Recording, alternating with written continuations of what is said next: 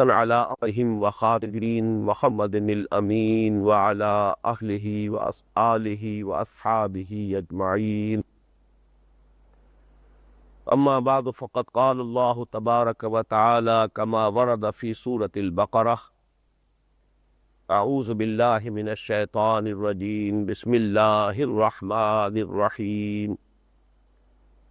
كتب عليكم القتال وهو كره لكم وعسى أن تكرهوا شيئا وهو خير لكم وعسى أن تحبوا شيئا وهو شر لكم والله يعلم وأنتم لا تعلمون. يسألونك عن الشهر الحرام قتال فيه قل قتال فيه كبير وصد عن سبيل الله وكفر به والمسجد الحرام وإخراج أهله منه أكبر عند الله والفتنة أكبر من القتل ولا يزالون يقاتلونكم حتى يردوكم عن دينكم إن استطاعوا ومن يرتد منكم عن دينه فيمت فهو كافر فأولئك حبطت أعمالهم في الدنيا والآخرة وأولئك أصحاب النار هم فيها خالدون. إن الذين آمنوا والذين هاجروا وجاهدوا في سبيل الله أولئك يرجون رحمة الله والله غفور رحيم. وقال تبارك وتعالى كما ورد في سورة محمد صلى الله عليه وسلم أو سورة القتال: ويقول الذين آمنوا لولا نزلت سورة فإذا أنزلت سورة محكمة وذكر فيها القتال رأيت الذين في قلوبهم مرض ينظرون إليك نظر المغشي عليه من الموت فأولى لهم.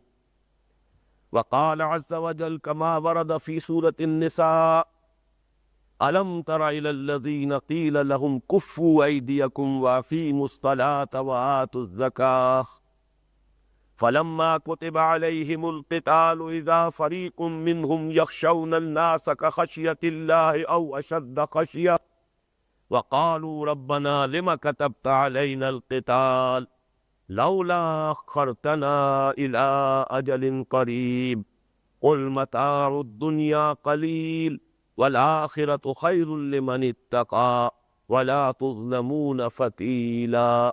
صدق الله العظيم. رب اشرح لي صدري ويسر لي أمري واحلل عقدة من لساني يفقهوا قولي. اللهم ربنا ألهمنا رشدنا واعذنا من شرور أنفسنا. اللهم أرنا الحق حقا وارزقنا اتباعه وأرنا الباطل باطلا وارزقنا اجتنابه. اللهم وفقنا لما تحب وترضى. اللهم وفقنا أن نجاهد في سبيلك بأموالنا وأنفسنا. اللهم ارزقنا شهادة في سبيلك. آمین یا رب العالمین. مطالعہ قرآن حکیم کے منتخب نصاب کے حصہ پنجم میں ہم نے اس مرتبہ جسے ایک نئے درس کا اضافہ کیا ہے جو ترتیب میں درس پنجم ہے. اس کا عنوان آپ کو یاد ہوگا: اذن قتال سے حکم قتال تک. یہ بات اس سے پہلے واضح کی جا چکی ہے کہ اس منتخب نصاب کے اس حصے میں جو آیات شامل ہیں اور قرآن مجید کے جو مقامات منتخب کر کے اس حصے میں جمع کیے گئے ہیں ان کا زیادہ تر تعلق غزوات سے ہے، اس لیے کہ مکی دور میں صبر اور مصابرت کی سب سے نمایاں صورت جنگوں میں مسلمانوں کا حصہ لینا تھا، اس لیے کہ اس میں انفاق فی سبیل اللہ بھی انوالو تھا، اس لیے کہ اس زمانے میں کوئی اسٹینڈنگ آرمیز نہیں تھی، کوئی سپلائی لائنز نہیں تھی. جو شخص بھی جنگ کے لیے نکلتا تھا اپنا ساز و سامان، اپنے ہتھیار، اپنی رسد، یہ سب خود فراہم کرتا تھا. سواری تھی تو اس کی اپنی تھی، اونٹ تھا تو اپنا تھا، گھوڑا تھا تو اپنا تھا، ورنہ خود پیدل وہ چل کر حصہ لے رہا تھا. اس اعتبار سے قتال فی سبیل اللہ میں حصہ لینے والا گویا کہ سب سے پہلے تو بہت بڑے پیمانے پر انفاق فی سبیل اللہ کے مرحلے سے گزرتا تھا. پھر ظاہر ہے کہ میدان جنگ میں جب انسان جاتا ہے تو جان کا رسک لیتا ہے، جان ہتھیلی پر رکھ کر جاتا ہے. واپس آنا گویا کہ ایک نئی زندگی کا اصول ہے. اس اعتبار سے آزمائش، ابتلاء، امتحان جو بھی مسلمانوں کا مکی دور میں یک طرفہ تھا، مار کھاؤ صبر کرو، ڈٹے رہو جمے رہو. لیکن اب جو معاملہ جنگوں کا شروع ہوا تو گویا کہ صبر نے مسابرت کی شکل اختیار کر لی. اہل کفر بھی اپنے دین باطل کے لیے، اپنے مفادات کے لیے، اپنی سیادتوں اور چودراہٹوں کے لیے یا اپنے عقائد باطلہ کے لیے وہ بھی قربانیاں دے رہے تھے. وہ بھی آ رہے تھے تو ہتھیلی پر جان رکھ کر میدان جنگ میں آ رہے تھے. تو گویا کہ اب صبر کا مقابلہ صبر سے تھا. یہ بات واضح کی جا چکی کئی بار کہ اسی لیے باب مفاعلہ سے مسابرہ کا لفظ آیا سورہ آل عمران کی آخری آیت میں، یا ایھا الذین آمنوا اصبروا وصابروا ورابطوا. اہل ایمان صبر کرو اور صبر میں اپنے مخالفین سے بازی لے جاؤ. تمہیں ان سے بڑھ کر صبر کرنا ہوگا، تمہیں ان سے بڑھ کر ایثار سے کام لینا ہوگا، تمہیں ان سے بڑھ کر قربانیاں دینی ہوگی، تبھی کامیاب ہوگے. اس لیے کہ یہ دنیا جو ہے اللہ تعالیٰ نے جس اصول پر بنائی ہے، جو قوانین اس کے ہیں، اس میں یقیناً اللہ کی مدد آتی ہے. لیکن اللہ کی مدد اس وقت آتی ہے جب کہ اللہ کے بندے جو کچھ ان کے پاس ہے وہ سب کچھ میدان میں لا ڈالیں. جو امکان بھر ان کے لیے ممکن ہے وہ ساری کوشش کریں، جد و جہد کریں، جو کچھ ان کے وسائل ہو، ذرائع ہو، ان سب کو بھرپور طور پر استعمال کر لیں. کسی شے کو بچا کر نہ رکھیں. تو بچا کے نہ رکھ کسے، تیرا آئینہ ہے وہ آئینہ کہ شکستہ ہو تو عزیز تر ہے نگاہ آئینہ ساز میں. لیکن یہ کہ جب تک اس مرحلے سے اہل ایمان نہیں گزریں گے اللہ کی مدد نہیں آئے گی. شرط لازم ہے ان تنصروا اللہ ینصرکم، اگر تم اللہ کی مدد کرو گے تو اللہ تمہاری مدد کرے. اللہ کی مدد کے لیے تن من دل لگا دو. اب اس درس میں ہم 2 گزشتہ نشستوں میں تقریباً اپنی بحث مکمل کر چکے تھے. کچھ حصہ بقایا تھا تو آج ہم پہلے وہ قرض ادا کریں گے پھر آگے چلیں گے. ذہن میں تازہ کر لیجئے کہ جہاں تک اذن قتال کا تعلق ہے، بالاتفاق یہ سورہ حج کی اس آیت میں اللہ تعالیٰ کی طرف سے مسلمانوں کو اذن ملا ہے جنگ کا. اذن للذین یقاتلون بانہم ظلموا وان اللہ علی نصرہم لقدیر. اس کی 2 قرأتیں ہیں اور اس کے زمانہ نزول کے اعتبار سے میں نے عرض کیا تھا کہ دونوں قرأتوں کو اگر زمانہ نزول کے اعتبار سے بھی 2 مختلف روایتیں جو موجود ہیں ان کے ساتھ جوڑا جائے تو بات بہت ہی واضح ہو جاتی. عام طور پر ہمارے ہاں جو قرأت حفص ہے اسی سے ہم ہندوستان اور پاکستان کے لوگ واقف ہیں عام طور پر. اس میں دونوں چیزیں مجہول کے ہیں. اذن للذین یقاتلون بانہم ظلموا، اجازت دی گئی ان لوگوں کو جن پر جنگ مسلط کر دی گئی ہے. اس اعتبار سے اس کا زمانہ نزول جو ہے حضرت عبداللہ ابن عباس رضی اللہ تعالیٰ عنہ کے قول کے مطابق یہ اثناء سفر ہجرت میں یہ آیت نازل ہوئی.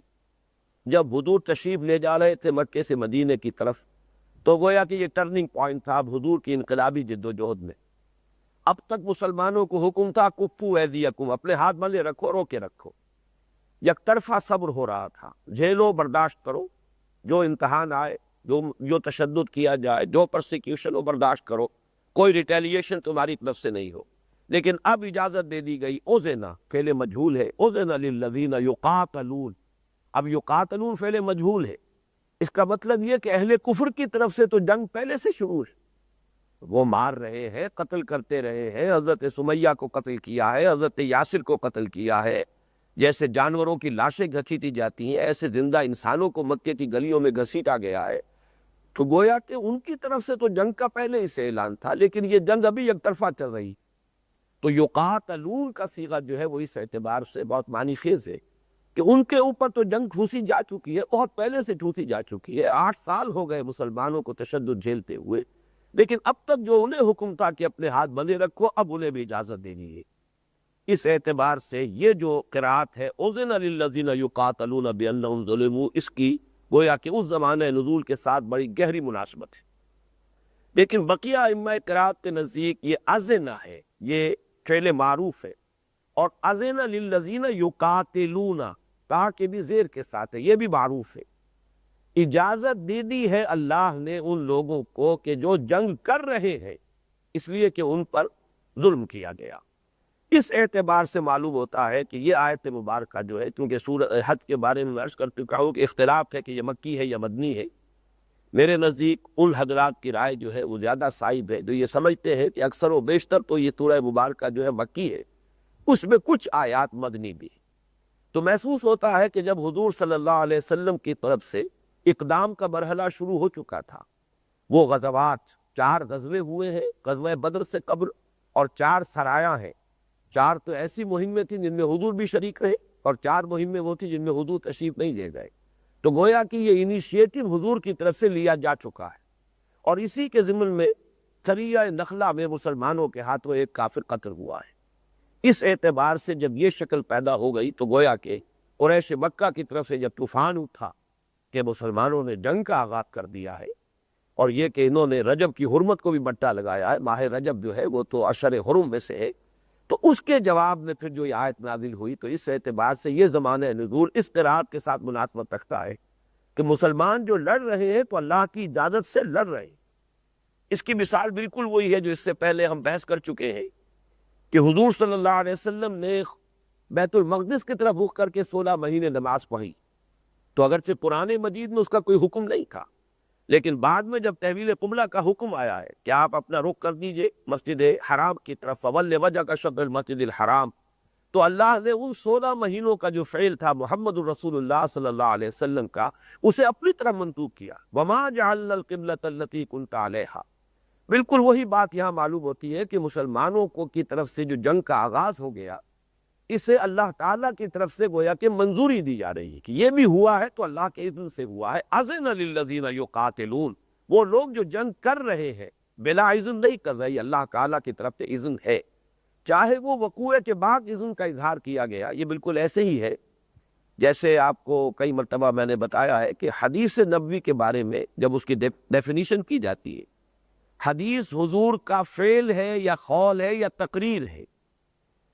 فعل تو یہ ہے کہ آپ نے کوئی کام کیا، ظاہر بات ہے کہ اب اس کا ذکر جب ہوا آئے گا حدیث میں، تو حدیث ہے، وہ خبر ہے، وہ حضور کی سنت ہو گئی، یا حضور کا قول ہے یہ کرو یا یہ نہ کرو، یہ بھی بالکل صریح الحدیث ہو گئی اور یہ بھی حضور کی سنت ہو گئی۔ ایک تقریر اسے کہتے ہیں کہ کوئی کام حضور کے سامنے کیا گیا اور حضور نے منع نہیں کیا، یعنی برقرار رکھا۔ یہ تقریر ہماری اردو والی تقریر نہیں ہے، بلکہ تقریر یعنی برقرار رکھنا۔ ایک کام آپ کے سامنے ہوا، آپ نے دیکھا، آپ نے خاموشی اختیار کی، منع نہیں کیا، تو گویا کہ اس میں بھی امپلائیڈ ہے کہ یہ حضور صلی اللہ علیہ وسلم کی طرف سے اس کی اجازت ہو گئی، یہ بھی گویا کہ سنت میں داخل کیا جائے گا۔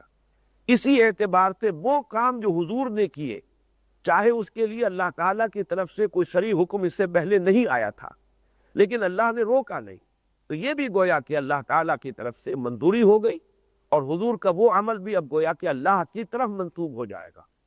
اسی طرح معاملہ ہوا ہے کہ مدینے میں پہنچ کر 6 مہینے کے بعد آپ نے جب اقدام شروع کیا ہے اور آپ نے چھاپا مار دستے بھیجنے شروع کیے ہیں، سرایا اور غزوات کا سلسلہ شروع ہوا ہے، مکے کی لائف لائن پر آپ نے ہاتھ ڈالا ہے، اکنامک بلاکیڈ کی کوشش کی ہے، اور پولیٹیکل آئسولیشن آف قریش کے لیے آپ نے مختلف جو بھی آپ نے سفر کیے ہیں، تو مختلف جو اس علاقے میں آباد سے قبائل، ان سے آپ نے معاہدے کرنے شروع کر دیے۔ تو اس سب کو بھی اللہ تعالیٰ نے گویا کہ اپنی طرف سے اپنی طرف منسوب کرتے ہوئے اس کی گویا کہ منظوری دی ہے۔ اذن للذین یقاتلون بانہم ظلموا، اللہ کے اذن سے ہوا ہے جو کچھ ہوا ہے، اللہ نے اجازت دی ہے ان کو جو اب جنگ کر رہے ہیں اللہ کی راہ میں، بانہم ظلموا، اس لیے کہ ان پر ظلم کیا گیا۔ وان اللہ علی نصرہم لقدیر، اور اللہ تعالیٰ ان کی نصرت پر قادر۔ تو یہ تو تھا اذن قتال۔ جہاں تک کہ حکم قتال کا تعلق ہے، وہ ہم پڑھ چکے ہیں کہ سب سے پہلے سورہ بقرہ میں آیات نمبر 190 سے 195 تک یہ آیات نازل ہوئی ہے، جن میں سے ہم نے صرف 190 سے 193 تک 4 آیات کا مطالعہ کیا تھا۔ اس کا زمانہ نزول سفر سن 2 کے لگ بھگ ہے، جب سے غزوات کا آغاز ہوا۔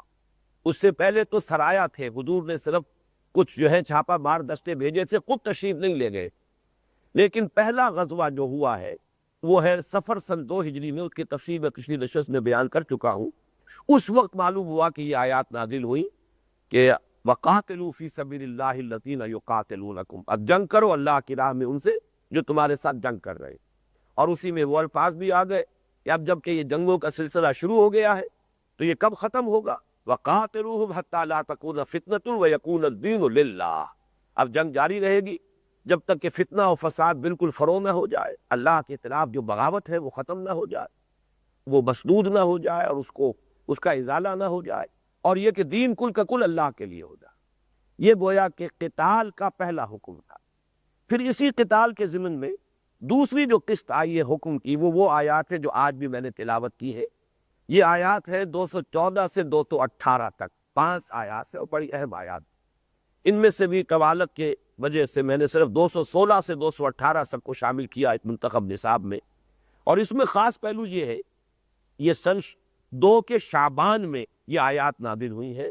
سریہ نخلہ ہو چکا تھا، واقعہ نخلہ پیش آ چکا تھا، جس میں کہ مسلمانوں کے ہاتھوں پہلا قتل ہوا ہے ہجرت کے بعد مسلمانوں کے ہاتھوں ایک مشرک کا، اور ساتھ ہی یہ کہ ایک ایسی صورت پیدا ہو گئی تھی جس کی تفصیل میں بیان کر چکا ہوں کہ رجب کے مہینے میں یہ اقدام مسلمانوں کی طرف سے ہوا ہے، اس پر بڑا مخالفانہ پروپیگنڈا ہوا۔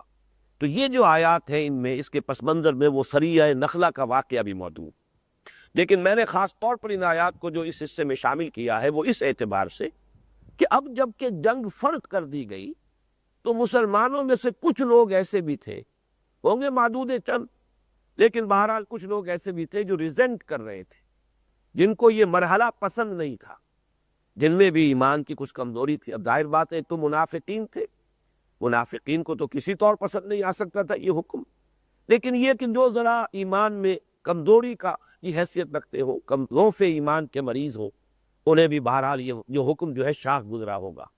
لہذا اس کو بھی آپ اپنے ذہن میں اس ترتیب کے ساتھ پڑھ کرتے چلے آئیے کہ اذن قتال، پھر حکم قتال، اور اس کے بعد یہ فرمایا گیا کتب علیکم القتال، یہ فرضیت قتال ہے۔ اے مسلمانوں، اب تم پر جنگ فرض کر دی گئی ہے، وَهُوَ كُرْهٌ لَكُمْ، اور وہ تمہیں بہت ناگوار ہے۔ وَعَسَىٰ أَن تَكْرَهُوا، یہ نوٹ کر لیجئے کہ اس کا یہ مطلب نہیں کہ تمام مسلمانوں کو ناگوار تھا یہ حکم، لیکن قرآن مجید کا یہ اسلوب ہے کہ اگر چند لوگوں کا بھی کوئی طرز عمل ہے تو اسے جنرلائز کر کے بیان کیا جائے، تاکہ یہ کہ اس سے بہت سے لوگ زیادہ پن پوائنٹ نہ ہو جائیں۔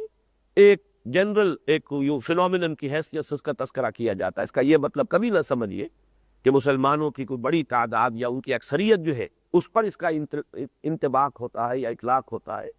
چند لوگ تھے، لیکن یہ کہ مسلمانوں کو اس بیماری پر متنبع کرنے کے لیے ان چند لوگوں کے حوالے سے بھی بات جو ہے وہ ایک عمومی انداز میں کی جا رہی ہے۔ کتب علیکم القتال وہو کرہ لکم، تم پر جنگ فرض کر دی گئی اور وہ تمہیں ناپسند ہے، ناگوار ہے۔ وعسیٰ ان تکرہوا شیئا وہو خیر لکم، اور عین ممکن ہے یہ بات جان لو کہ تمہیں کوئی شے ناپسند ہو درحالے کہ اسی میں تمہارے لیے خیر ہو۔ وعسیٰ ان تحبوا شیئا وہو شر لکم، اور اس کے برعکس بھی عین ممکن ہے کہ ہو سکتا ہے تم کسی شے کو پسند کرو درحالے کہ اس میں تمہارے لیے شر ہو۔ واللہ یعلم وانتم لا تعلمون، اللہ جانتا ہے تم نہیں جانتے۔ اس کے لیے میں نے 2 آیتیں مزید آج جو ہے شامل کی ہیں کہ یہ جو کراہت تھی مسلمانوں کی طرف سے، بعض مسلمانوں کی طرف سے، آپ یہ بھی کہہ سکتے ہیں ضعیف الایمان مسلمانوں کی طرف سے، اور ظاہر بات ہے کہ منافقین بھی قانوناً تو مسلمان سے، مسلمانوں کی جمعیت میں شامل سے، اس اعتبار سے ان کا جو طرز عمل ہے اسے 2 اور مقامات کے حوالے سے سمجھ لیجئے۔ چنانچہ ایک مقام ہے یہ سورہ محمد یا سورہ قتال صلی اللہ علیہ وسلم کی سورت کے 2 نام ہیں۔ ہمارے ہاں جو مصحف ہے ان میں سورہ محمد ہی کا ایک نام ہے کہ جو شائع ہوتا ہے، لیکن اسی کا اس سورہ مبارکہ کا دوسرا نام سورہ قتال بھی، اس لیے کہ اس میں پھر وہ صریحاً وہ بات آئی ہے کہ کچھ لوگ ایسے ہیں کہ جو مطالبہ کرتے تھے کہ اچھا جی اگر واقعتاً جنگ ایسی ضروری شے ہے تو کیوں نہیں قرآن مجید میں صریح حکم نازل ہو جاتا۔ گویا کہ اس سے پہلے جو اقدام تھا وہ حضور نے کیا تھا، یہ میں وضاحت کر چکا ہوں، ابھی کوئی شراحت کے ساتھ حکم نہیں آیا تھا۔ حضور نے تو مدینے پہنچنے کے 6 مہینے کے بعد اقدام کر لیا، آپ نے وہ سرائے کا سلسلہ شروع کر دیا، غزوات کا سلسلہ شروع کر دیا، ابھی قرآن مجید میں کوئی حکم صراحت کے ساتھ قتال کا نہیں آیا تھا۔ لہذا ان کمزور لوگوں کو یا منافقین کو ایک موقع ہاتھ آ گیا کہ یہ اپنی طرف سے اقدام کر رہے ہیں، یہ ان کا اپنا فیصلہ، یہ تحور ہے ان کا، یہ گویا کہ ان کا اپنا کوئی اقدام ہے۔ کیوں نہیں قرآن مجید میں صریح کوئی آیت نازل ہو جاتی، کیوں نہیں قرآن مجید میں صراحت کے ساتھ اللہ تعالیٰ کا حکم آ جاتا۔ تو سورہ قتال جو ہے سورہ محمد صلی اللہ علیہ وسلم، یہ 26ویں پارے میں ہے اور اس کے 4 رکوع ہیں۔ لیکن نوٹ کر لیجئے کہ زمانہ نزول کے اعتبار سے یہ بھی غزوہ بدر سے متصلاً قبل نازل ہوئی۔ اس میں اگرچہ کچھ لوگوں کی رائے دوسری بھی ہے، لیکن میرے نزدیک انہی حضرات کی رائے زیادہ صائب ہے، زیادہ قوی ہے، جو اس کا زمانہ نزول معین کرتے ہیں غزوہ بدر سے متصلاً قبل۔ گویا کہ پھر ذہن میں تازہ کر لیجئے، قرآن مجید میں ہجرت کے بعد سے لے کر اور غزوہ بدر تک یہ 18 مہینے جو بنتے ہیں، ان میں ایک تو سورہ بقرہ پوری کی پوری نازل ہوئی ہے، لیکن یہ کہ وہ خطبات کی شکل میں تھوڑے تھوڑے حصے، جتا جستا حصے آتے رہے، اور ایک یہ سورہ محمد صلی اللہ علیہ وسلم جس کا دوسرا نام میں نے عرض کیا سورہ قتال بھی ہے، اس کی آیت نمبر 20 ہے وَيَقُولُ الَّذِينَ آمَنُوا لَوْلَا نُزِّلَتْ سُورَةٌ، اور کہتے ہیں یہ لوگ جو ایمان کے دعوے دار ہیں۔ اب دیکھیے یہاں میں ترجمہ کر رہا ہوں الَّذِينَ آمَنُوا، جو ایمان کے دعوے دار ہیں، یعنی یہ کہ بہرحال چاہے وہ منافق تھے، دعوے دار تو ایمان کے تھے، پھر یہ کہ جو بھی ضعیف الایمان مسلمان تھے وہ بھی مومن تو تھے، تو ان کی طرف اشارہ ہو رہا ہے وَيَقُولُ الَّذِينَ آمَنُوا لَوْلَا نُزِّلَتْ سُورَةٌ، کیوں نہیں سورت نازل ہو جاتی؟ ابھی تک قرآن مجید میں تو کوئی حکم آیا نہیں، ابھی تک اللہ تعالیٰ کی طرف سے تو صریح فرضیت ہوئی نہیں، یہ تو گویا کہ خود ان کا اجتہادی فعل ہے یا ان کی اپنی تدبیر ہے، لہذا ہمارے اوپر گویا کہ اس طور سے اس کی پابندی ضروری نہیں، یہ گویا کہ امپلائیڈ ہے اس میں کہ چونکہ اللہ کی طرف سے حکم صریح نہیں آیا ہے تو گویا کہ ہم اس کو فرض قرار نہیں دے سکتے۔ اس کا جواب دیا گیا کہ اب وہ حکم آ چکا ہے وَيَقُولُ الَّذِينَ آمَنُوا لَوْلَا نُزِّلَتْ سُورَةٌ فَإِذَا أُنزِلَتْ سُورَةٌ مُحْكَمَةٌ وَذُكِرَ فِيهَا الْقِتَالُ، تو جب ایک سورہ محکمہ نازل ہو گئی، اب سورت مراد یہاں آیات بھی ہو سکتی ہیں اور یہ سورہ قتال بھی ہو سکتی ہے، پوری سورت جس کی یہ آیت خود اسی کی ایک آیت ہے، اسی میں یہ حکم قتال آیا ہے۔ اس کی ایک اور آیت بہت اہم ہے جو انشاءاللہ اگر ابھی اسی نشست میں وقت ہوا تو اسی میں ہم اسے پڑھیں گے۔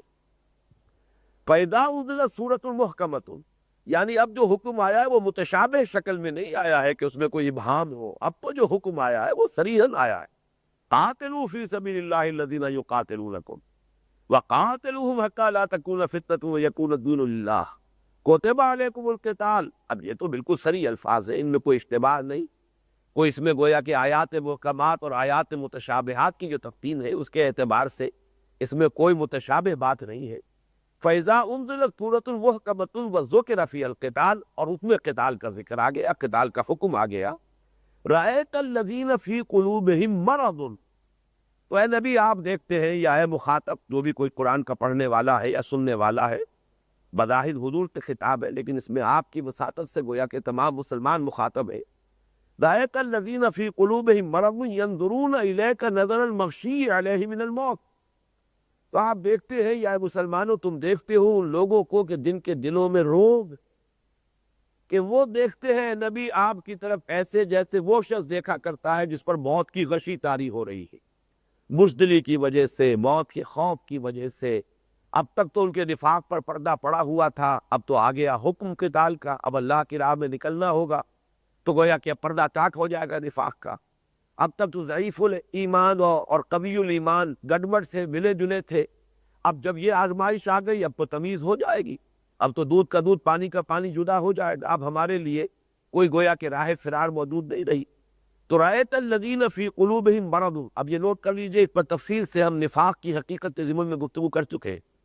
قرآن مجید نے نفاق کا لفظ کافی دیر میں استعمال کیا ہے، سورہ بقرہ میں یہ لفظ نہیں آیا، اس طریقے سے یوں سمجھیے کہ غزوہ بدر تک یہ لفظ نہیں آیا، یہ تو اس کے بعد جو ہے سورہ آل عمران میں پہلی مرتبہ آپ کو لفظ نفاق ملتا ہے، اور سورہ انفال بھی غزوہ بدر کے بعد نازل ہوئی، اس میں بھی لفظ نفاق ملتا ہے، لیکن اصل میں نفاق پر بحثیں جو ہے تفصیلی وہ سورہ نساء میں ہے، سورہ احزاب میں ہے، اور سب سے بڑھ کر جو ہے سورہ توبہ میں، لیکن پہلے جو لفظ استعمال ہوا وہ دل کا روم۔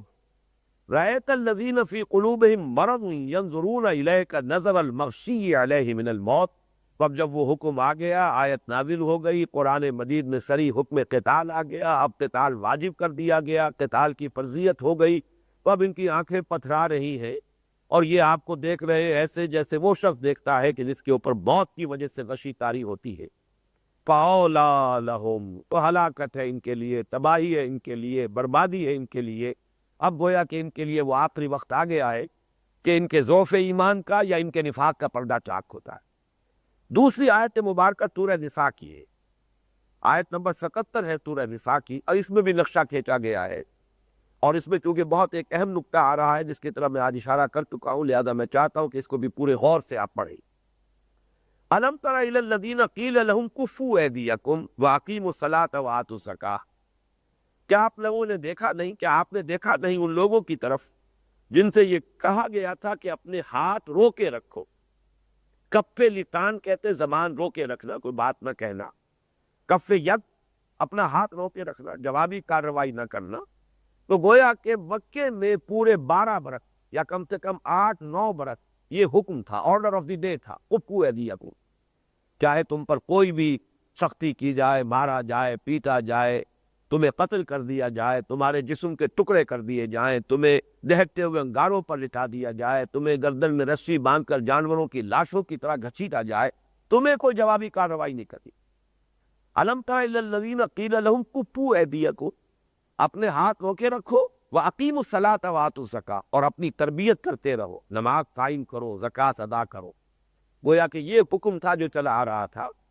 فلما کتب علیہم القتال، پھر جب وہ اگلا مرحلہ آ گیا اور جب ان پر جنگ فرض کر دی گئی، اب یہاں دیکھیے نوٹ کیا جا رہا ہے، کتب علیکم القتال وہو کرہ لکم، اور کتبہ کا لفظ آتا ہے کسی شے کی فرضیت کے لیے۔ کتب علیکم الصیام، تم پر روزہ رکھنا فرض کیا گیا ہے۔ تو جیسے کہ کوئی شے لکھ دی جائے تو گویا کہ اب اس کے بارے میں کوئی اشتباہ نہیں کہ اب یہ طے ہے، یہ بات جو ہے معین ہو چکی، لکھ دی گئی۔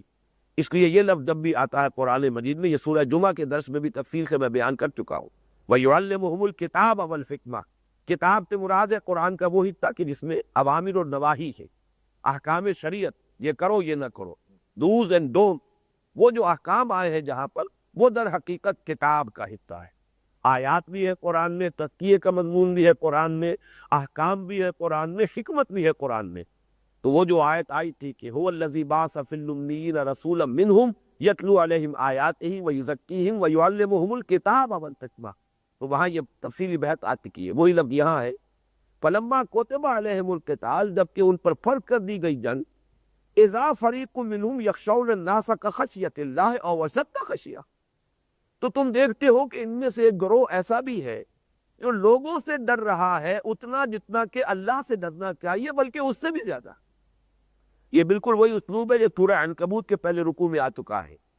وَمِنَ النَّاسِ مَن يَقُولُ آمَنَّا بِاللَّهِ فَإِذَا أُوذِيَ فِي اللَّهِ جَعَلَ فِتْنَةَ النَّاسِ كَعَذَابِ اللَّهِ، لوگوں میں کچھ ایسے بھی ہیں جو کہتے ہیں ہم اللہ پر ایمان لے آئے، لیکن جب انہیں اللہ کی راہ میں کوئی تکلیف دی جاتی ہے، پرسیکیوشن ہوتی ہے، کوئی تشدد ہوتا ہے، تو وہ ایسے گھبرا اٹھتے ہیں جیسے اللہ کے عذاب سے گھبرانا چاہیے۔ جعل فتنة الناس كعذاب اللہ، بالکل وہی بات یہاں آئی ہے، اذا فریق منہم یخشون الناس کخشیۃ اللہ او اشد خشیہ، تو تم دیکھتے ہو ایک گروہ کو، ظاہر بات ہے یہ تمام مسلمانوں کا معاملہ نہیں تھا معاذ اللہ، ایک یوں سمجھیے کہ ایک قلیل جماعت ایسی بھی تھی، اب ان میں منافقین تو تھے ہی، کچھ مسلمان تھے ہوں گے کمزور، اگرچہ وہ منافق نہیں تھے، ضعف ایمان کے مریض سے، اسی لیے کہا گیا کہ جن کے دلوں میں روگ ہے، جن کے دلوں میں ابھی وہ ایمان کی پختگی نہیں ہے، کمزوری ہے۔ وَقَالُوا رَبَّنَا لِمَ كَتَبْتَ عَلَيْنَا الْقِتَالَ، اور وہ کہتے ہیں کہ اے پروردگار ہمارے، کیوں تو نے ہم پر فرض کر دی جنگ، لِمَ كَتَبْتَ عَلَيْنَا الْقِتَالَ لَوْلَا أَخَّرْتَنَا إِلَىٰ أَجَلٍ قَرِيبٍ، کیوں نہ تو نے ہمیں مؤخر کیا ابھی کچھ اور قریب کی مدت تک، ابھی اور ٹال دیتا اس حکم کو۔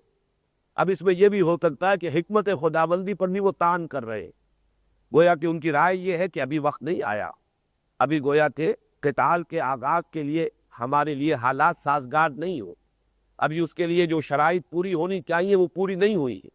ظاہر ہے کہ فیصلہ کرنا یا تو اللہ کا کام ہے یا اللہ کے رسول کا کام ہے، لیکن یہ کہ وہ اس کو اپنی رائے پیش کر رہے کہ ابھی اور مؤخر کرتے، ابھی ذری دعوت کا کام اور ہوتا رہتا، ابھی تربیت کچھ اور ہو جاتی، ابھی اور ہم مستحکم ہو چکے ہوتے۔ ہم یہ نہیں کہہ رہے کہ جنگ کرنی ہی نہیں ہے، لیکن یہ کہ بہرحال ابھی ہمیں دیکھنا چاہیے، ابھی اس کے لیے فضا سازگار نہیں، اس کے لیے ہم صحیح طور سے تیار نہیں۔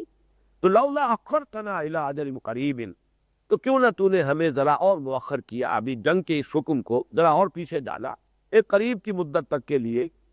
قل، اے نبی ان سے کہہ دیجئے، متاع الدنیا قلیل، دیکھو تمہارا اصل روگ کیا ہے، دنیا کی محبت، اور یہ زندگی تمہیں پیاری ہے، جان بہت پیاری ہے، لہذا اصل تمہاری اس بات کا جواب کیا ہے، متاع الدنیا قلیل، یہ دنیا کا ساز و سامان بہت قلیل ہے، اور یہ قلیل کا لفظ عربی زبان میں انگریزی میں جو دو مفہوم آتے ہیں علیحدہ، اے قلیل، اے لٹل اور دی لٹل، دونوں کے لیے لفظ قلیل عربی زبان میں آتا ہے۔ دی لٹل بالکل ایسا نہ ہونے کے برابر، اے لٹل کچھ تھوڑا سا، تو یہاں پر گویا کہ دی لٹل کے مفہوم میں قل متاع دنیا قلیل، یہ نہ ہونے کے برابر، ایسی کوئی حیثیت ہی نہیں، کوئی وقت ہی نہیں۔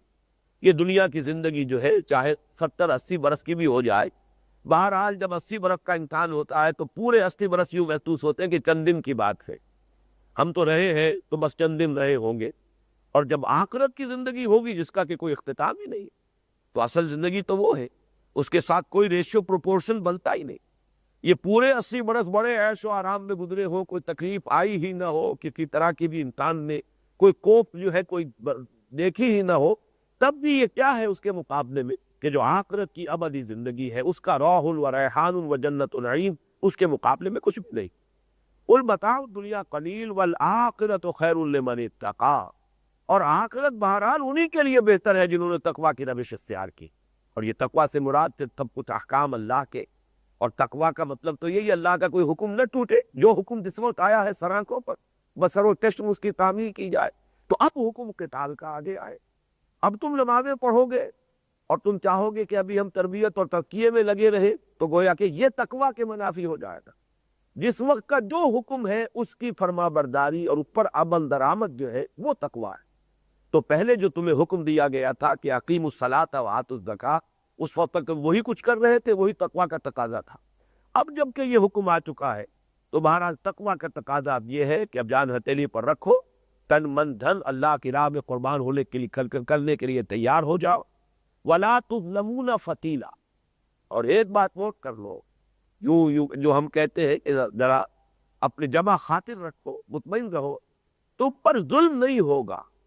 اور یہ فتیل جو ہے بڑا باریک تھا دھاگا جو ہوتا ہے، نقیر اور فتیل، یہ بہت ہی یہ قرآن مجید میں الفاظ آتے بڑی حقیر شے کے لیے، کہ ذرا بر بھی تم پر، ذرہ برابر بھی تم پر ظلم نہیں ہوگا، حق تلفی نہیں ہوگی۔ تم نے ایک پیسہ بھی اللہ کی راہ میں خرچ کیا، اس کا بھرپور اجر و ثواب تمہیں مل جائے گا، 10 گنا سے لے کر اور 700 گنا تک تمہیں اللہ تعالیٰ کیا اس کا اجر و ثواب مل جائے گا۔ تم نے جو محنت کی ہوگی، جو مشقت کی ہوگی، جو ایثار کیا ہوگا، جو قربانیاں دی ہوگی، سب کا بھرپور صلہ تمہیں اللہ کے ہاں مل جائے گا۔ یہ کوئی اندیشہ اور وسوسہ اپنے ذہن اور قلب کے اندر مت آنے دینا کہ پتہ نہیں اس کا کوئی اجر و ثواب ہمیں ملے گا کہ نہیں ملے گا۔ یہ آیت ہے، اور اس میں جو خاص نکتہ میں چاہتا تھا کہ پھر نوٹ کر لیں آپ، وہ یہ ہے کہ یہ آیت سورہ نساء میں ہے، یہ سن 5 یا سن 6 ہجری میں نازل ہو رہی۔ کفو ایدیکم کے الفاظ یہاں آ رہے ہیں، جبکہ یہ حکم محمد رسول اللہ صلی اللہ علیہ وسلم کی زبان مبارک سے مکی دور میں تھا۔ تو یہ میں نے کئی پوائنٹس آپ کو نوٹ کرا دی ہے کہ یہ بات واضح ہو جائے کہ اصل دین ہے محمد کی اطاعت صلی اللہ علیہ وسلم۔ مصطفیٰ برساں کی چرا کے دی ہماؤت، اگر بول اور تیزی تمام بولا بھی۔ اس آیت کے بارے میں سرے سے کوئی امکان ہی نہیں ہے کہ یہ مکی دور میں نازل ہوئی ہو۔ اگرچہ اس کا امکان تو ہوتا ہے کہ کوئی مکی دور کی نازل شدہ آیت کسی مدنی صورت میں شامل کر دی جائے، یہ ہو سکتا ہے، جیسے کہ میں نے عرض کیا سورہ بقرہ کی آخری 2 آیتیں شب معراج کو عطا ہوئی ہے حضور کو صلی اللہ علیہ وسلم مسلمانوں کے لیے بطور ہدیہ۔ یہ ہدیہ معراج تھا جو عطا ہوا ہے امت کے لیے محمد رسول اللہ صلی اللہ علیہ وسلم کو۔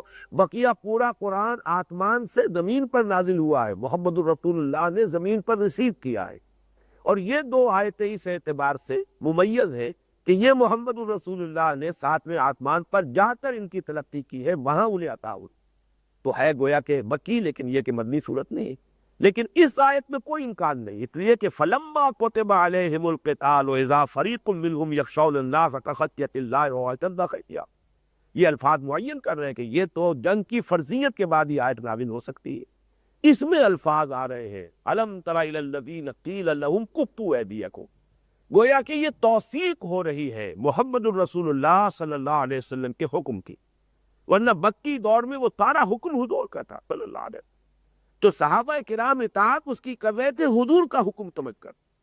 ابھی وہ مرض پیدا نہیں ہوا تھا دلوں میں کہ حضور سے یہ سوال کیا جاتا کہ آپ جو حکم دے رہے ہیں قرآن میں تو ہے نہیں، جیسے کہ یہاں وہ مرض پیدا ہو چکا ہے، مدینے میں نفاق کا مرض بھی پیدا ہو چکا ہے، لہذا وہاں کو سوال کیا گیا کہ آپ ہمیں جنگ کا حکم دے رہے ہیں، جبکہ جنگ کے لیے ابھی قرآن مجید میں صریح حکم نہیں آیا۔ وہی جو سورہ محمد کی آیت نمبر 20 جو ابھی ہم نے پڑھی ہے، وَيَقُولُ الَّذِينَ آمَنُوا لَوْلَا نُزِّلَتْ سُورَةٌ فَإِذَا أُنزِلَتْ سُورَةٌ مُحْكَمَةٌ وَذُكِرَ فِيهَا الْقِتَالُ رَأَيْتَ الَّذِينَ فِي قُلُوبِهِم مَرَضٌ يَنظُرُونَ إِلَيْكَ نَظَرَ الْمَغْشِيِّ عَلَيْهِ مِنَ الْمَوْتِ. لیکن یہ کہ پورے مکی دور میں اور کس قدر سخت حکم تھا. سیرت کا یہ جو ایک بہت اہم حقیقت ہے، اس کو اچھی طرح میں چاہتا ہوں کہ آپ ذہن نشین کریں. اس سے زیادہ سخت حکم کوئی نہیں تھا جو مکی دور میں دیا گیا. اس لیے کہ اس شخص کو مارا جا رہا ہے، پیٹا جا رہا ہے، اس درجے اس پر تشدد کیا جا رہا ہے کہ اس کی نگاہوں کے سامنے جو ہے وہ جو کوئلے ہیں، آگ جو ہے وہ روشن کی گئی ہے، دہکتے ہوئے کوئلے بچھائے گئے ہیں. اب کہا گیا کہ اتارو کرتا اور لے ڈالو. اب ایک تک جب کس حد تک ڈیسپریٹ ہو چکا ہو کہ میرے لیے تو اب کوئی زندگی کا کوئی بچنے کا امکان ہے نہیں، مجھے یہ زندہ بھوننے چلے ہیں، میرا زندہ کا کباب بنانے چلے ہیں. تو ڈیسپریٹ ہو کر انسان جو ہے کچھ نہ کچھ ہاتھ پاؤں مارتا ہے. مرے گا لیکن دو چار کو لے کر تو مرے گا، دو چار کو مار کر تو مرے گا، لیکن اجازت نہیں. کفو ایدیکم، اپنے ہاتھ بندے رکھو. میرے نزدیک اور کوئی حکم پورے مکی دور میں اتنا مشکل، اتنا ثقیل، اتنا بھاری نہیں تھا جتنا یہ حکم. لیکن یہ حکم بھی صراحتاً قرآن میں نہیں آیا، پورے مکی قرآن میں اس کا کوئی ذکر نہیں. اس کی گویا کہ توثیق ہو رہی ہے مدنی قرآن میں. کیونکہ میں نے آج یہ بات بیان کی ہے کہ بہت سے اقدامات ایسے جو حضور نے کیے ہیں، اگرچہ ظاہر بات ہے کہ ہو سکتا ہے وہی یہ خفی آئی ہو سکتا ہے حضور کا اپنا اجتہاد ہو، اسے اللہ تعالیٰ نے برقرار رکھا، اللہ کی تقریر ہوئی اس بات کے لیے جو حضور نے خود اپنے اجتہاد سے جس کا کہ آپ نے فیصلہ کیا. لیکن یہ کہ بہرحال مسلمانوں کے لیے وہ حکم حضور کا تھا، اللہ کا نہیں تھا. لیکن یہ کہ انہوں نے اللہ کے حکم اور رسول کے حکم میں سرے سے کوئی فرق نہیں سمجھا. گفتہ گفتہ اللہ وہ ان کا فرمایا ہوا اللہ کا فرمایا ہوا ہے، جو سورہ والنجم میں آ چکا تھا. وما ينطق عن الهوى ان هو الا وحی یوحی. وہ خواہش نفس سے کوئی بات کرتے ہی نہیں ہے. ان کو تو جو کچھ وہ کہہ رہے ہیں تم سے وہ در حقیقت وہی ہے جو ان کی طرف کی جا رہی، چاہے وہ ذاتی اجتہاد ہے جس کو اللہ تعالیٰ کی طرف سے اکنالج کر لیا گیا، جس کی اللہ تعالیٰ کی طرف سے منظوری آ گئی کہ اللہ سے روکا نہیں، اور چاہے وہ وحی خفی کے ذریعے سے آیا ہے. لیکن یہ کہ مسلمانوں کے سامنے وہ حضور کا حکم تھا، انہوں نے حضور کی حکم کی حیثیتوں کی تعمیل کی. تو یہ بہت اہم نقطہ ہے اور بڑا پیارا شعر علامہ اقبال کا، بمصطفیٰ برکاں خیش را کے دی ہمہوں اگر مہو نہ رسیدی تمام بولا. دین تو اصل نام ہے محمد کا صلی اللہ علیہ. اس لیے قرآن بھی تو ہمیں محمد نے دیا ہے صلی اللہ علیہ. پھر قرآن نہ مجھ پر نازل ہوا، نہ ابو بکر پر نازل ہوا، نہ عمر پر نازل ہوا، نہ کسی اور پر نازل ہوا. نازل ہوا محمد الرسول اللہ صلی اللہ علیہ وسلم پر. انہوں نے بتایا یہ قرآن ہے، لہذا ہم نے قرآن کو مانا ہے تو حضور کے فرمانے سے مانا ہے، حضور کی شہادت اور گواہی پر مانا ہے. اس طرح جو حکم بھی آپ کی طرف سے، اسی کی مثال ہے، نوٹ کر لیجئے. وضو کا حکم پورے مکی دور کے اندر وضو، اور آ رہا ہے پورا مائدہ کے اندر. ظاہر بات ہے یہ بھی توثیق ہے. کیا آپ کے خیال میں سورہ مائدہ جو سن 6 میں نازل ہو رہی ہے، سن 6 میں یا سن 7 میں، تو کیا اس کا کوئی امکان ہے کہ اس وقت تک مسلمان بغیر وضو کے نماز پڑھ رہے ہیں؟ وضو ہو رہی ہے، لیکن وہ حضور میں وہ وضو جو ہے حضور نے سکھا دیا ہے، مسلمان وضو کر رہے ہیں. اب جب نہایت نازل ہوئی ہے قرآن میں تو وہ توثیق ہے اس کی، تعلیم محمدی صلی اللہ علیہ وسلم کی توثیق ہو رہی ہے اللہ تعالیٰ کی وحی کی طرف. اسی طرح کا معاملہ جیسا کہ آج بھی میں نے عرض کیا اسی نشست میں کہ تحویل قبلہ کا بھی یہی معاملہ تھا. وما جعلنا القبلة التي كنت عليها الا لنعلم من يتبع الرسول ممن ينقلب على عقبه من يتبع الرسول ممن ينقلب على عقبه. یہ ہم نے جو ہے اے نبی آپ نے جو بھی حکم دیا تھا مسلمانوں کو، ہم نے اس کا انکار نہیں کیا یا ہم نے اس کو روکا نہیں، ہم نے اس کی توثیق کی. اور یہ گویا کہ ہماری ہی طرف سے حکم سمجھا گیا، اور یہ اس لیے تھا کہ ہم دیکھ لیں کہ کون لوگ ہیں جو رسول کی پیروی کرتے ہیں، اور علیحدہ ہو جائیں وہ لوگ کہ جو اپنے ایریوں کے بل لوٹ جاتے ہیں. یعنی جن لوگوں کو بھی مکے سے جو مسلمان مہاجرین آئے تھے، انہیں اگر وہ عصبیت تھی کہ ہمارا اصل گھر جو ہے وہ تو بیت اللہ ہے، ہمارا اصل مرکز تو بیت اللہ ہے، کیسے ممکن ہے کہ ہم بیت المقدس کی طرف کر کے نماز پڑھ. یہ عصبیت اگر ان میں قوی تر ہے رسول کی اطاعت سے، تو گویا کہ وہ ابھی اب تو دی مارک نہیں ہے، ابھی ان کے اندر ایمان اور اسلام کا جو درجہ مطلوب ہے وہ پیدا نہیں ہوا. تو ہم نے تو یہ امتحان اور آزمائش کے طور پر یہ 16 مہینے آپ کو اجازت دی گویا تھے کہ آپ بیت المقدس کی طرف رخ کر کے نماز پڑھیں، لیکن اسے اللہ نے اپنی طرف منسوخ کیا ہے. تو اس طرح کے بہت سے واقعات جو ہے ان کو نوٹ کر لیجئے. بہرحال ان آیات کے ذریعے سے آج ہمارا جو ہے درس کا ایک حصہ جو ہے وہ اس اعتبار سے مکمل ہو گیا کہ اذن قتال سورہ حج کی آیت کے ذریعے سے، جس کا ہم تفصیل سے مطالعہ پچھلی نشست میں کر چکے.